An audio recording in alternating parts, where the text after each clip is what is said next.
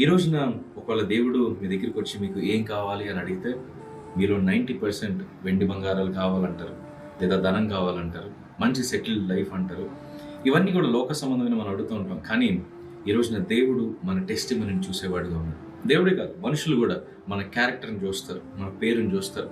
ఒక వ్యక్తి ధనం సంపాదించుకోవడం చాలా కష్టం అనుకుంటాడు, కానీ పోగొట్టుకున్న పేరును సంపాదించుకోవడం చాలా కష్టం.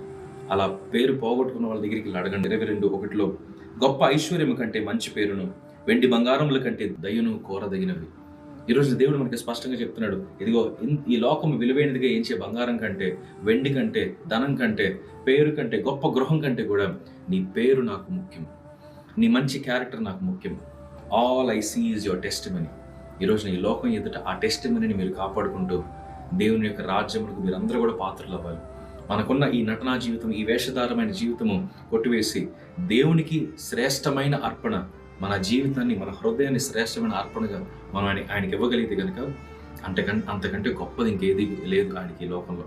కానీ ఈరోజు ప్రార్థించండి, ఆయన సన్నిధిలో అడగండి, ప్రభువా నాకున్న ఈ యొక్క ఫాల్స్ లైఫ్, ఈ ఫేక్ లైఫ్ని తీసేసి నాకు నిజమైన జీవితం నాకు దయచేయి అని దేవుని సన్నిధిలో ప్రార్థిస్తూ ఈ రోజును ప్రారంభించండి.